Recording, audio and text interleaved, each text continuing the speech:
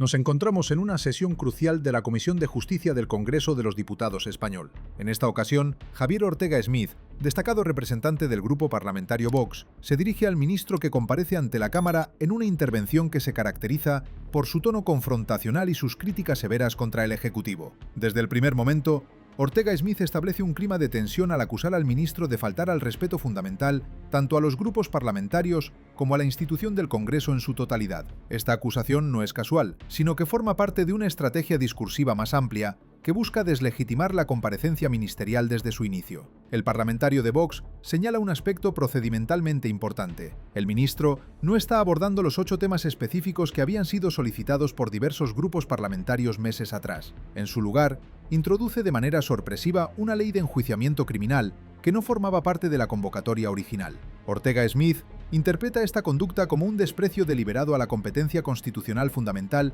que posee el Congreso de los Diputados para ejercer control sobre las acciones del Gobierno.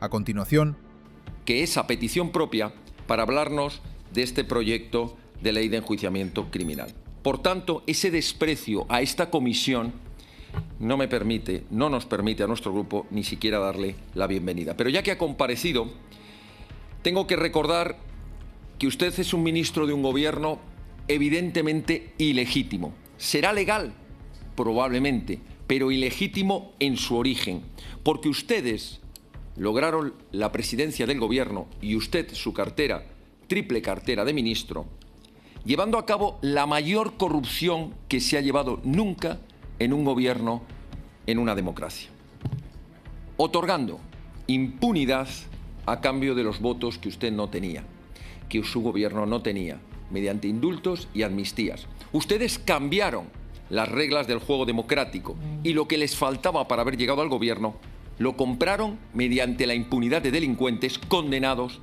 Ortega Smith profundiza en sus críticas, cuestionando la legitimidad del propio gobierno. Aunque reconoce técnicamente que el Ejecutivo puede ser legal en términos formales y procedimentales, lo califica como fundamentalmente ilegítimo en su origen y génesis política.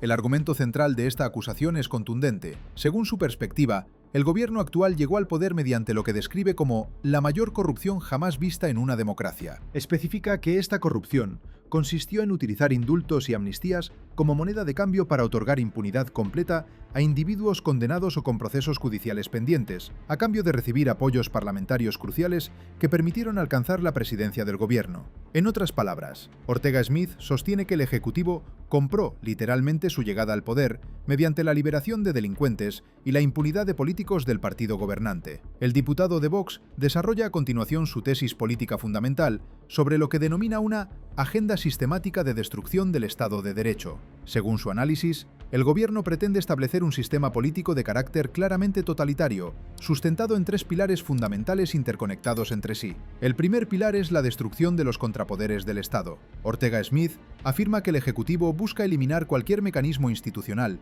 que pueda actuar como límite o contrapeso a su poder, debilitando así la separación de poderes, que es esencial en cualquier democracia.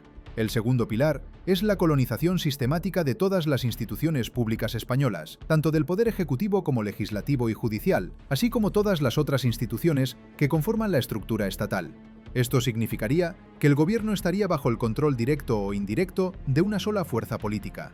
El tercer pilar se refiere al control total de cualquier forma de disidencia política o social, a través de la manipulación de los medios de comunicación y de la justicia misma. En otras palabras, crear un sistema donde únicamente la narrativa oficial sea permitida y donde se silencien las voces críticas. Respecto específicamente al control de medios de comunicación, Ortega Smith realiza acusaciones muy concretas. Señala a la Radiotelevisión Española, el ente público de radiodifusión, como instrumento de propaganda oficial al servicio del gobierno. Además, critica las millonarias subvenciones que el Estado otorga a ciertos medios de comunicación privados que son afines al gobierno, mientras que simultáneamente se implementan vetos sistemáticos contra periodistas y medios de comunicación que critican o cuestionan las políticas del Ejecutivo.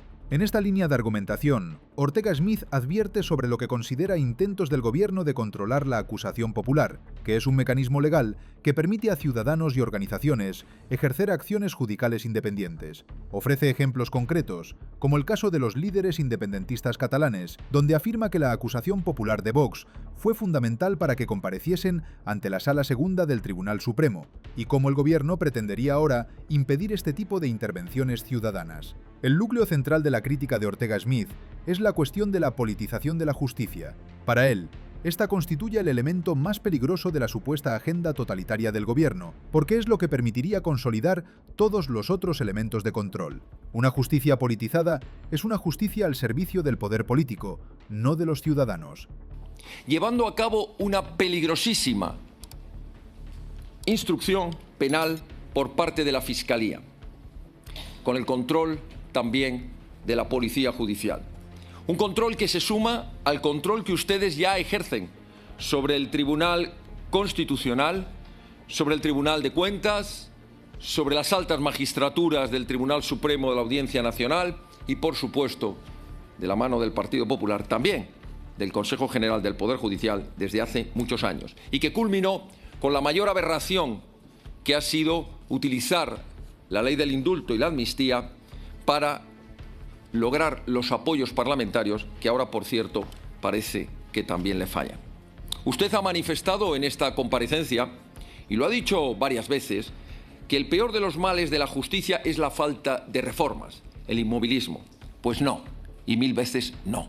Aun siendo un grave problema el que una justicia no sea capaz de adaptarse a las necesidades y a los momentos que demande cada tiempo, esa no es, ni por mucho, el mayor de los males. El mayor de los males es el que acabo de mencionar, el intento sistemático de politización y control, la destrucción de la independencia real del Poder Judicial como uno de los poderes del Estado y no como una pata de la administración del Ejecutivo.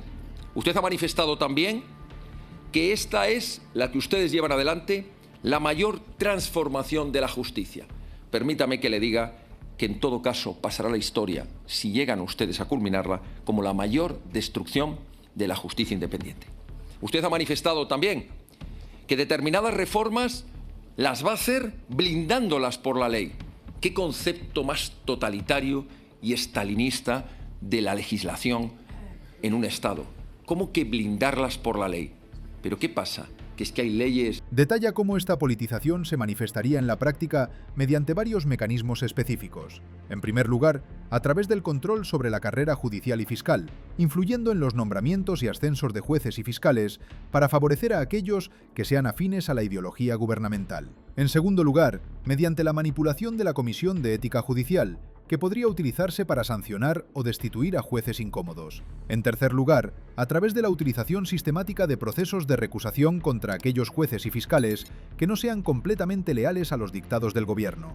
Un punto particularmente importante en su intervención es la crítica al control ejercido sobre la Fiscalía General del Estado. Ortega Smith destaca que, según su evaluación, el gobierno actual mantiene un control directo, que califica como vergonzoso y bochornoso sobre la institución fiscal. Subraya que esto es absolutamente excepcional en el contexto internacional, donde en otros países democráticos, la Fiscalía funciona con total independencia respecto al Poder Ejecutivo, sin recibir instrucciones sobre qué perseguir penalmente y qué no perseguir.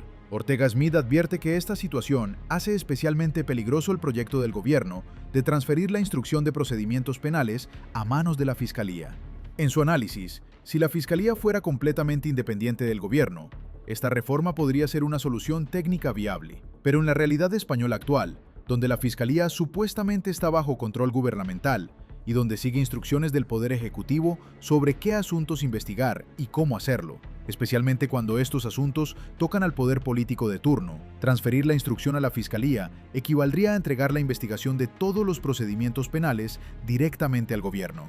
Con palabras contundentes, Ortega Smith afirma que esto sería absolutamente suicida para la independencia del Poder Judicial. Dice literalmente que lo que el gobierno haría es poner la instrucción de procedimientos penales en manos del gobierno de Sánchez, personalizando así su crítica sobre quién tendría el control real de la justicia penal. El parlamentario rechaza explícitamente la argumentación que había presentado el ministro sobre que el mayor problema de la justicia española es la falta de reformas e inmovilismo institucional. Aunque Ortega Smith reconoce que es ciertamente un problema grave el que la justicia no sea capaz de adaptarse a las necesidades y exigencias de cada época histórica, considera que este no es ni por mucho el mayor de los problemas. Para Ortega Smith, el verdadero problema radica en el intento sistemático de politizar y controlar el poder judicial, con el objetivo de destruir su independencia real como poder del Estado. Considera que transformar la justicia de un poder autónomo del Estado en una simple rama administrativa del poder ejecutivo es infinitamente más grave que cualquier cuestión de modernización técnica o adaptación a los tiempos. Respecto a las reformas que el gobierno pretende implementar, Ortega Smith cuestiona duramente el concepto de blindar leyes mediante disposiciones legales.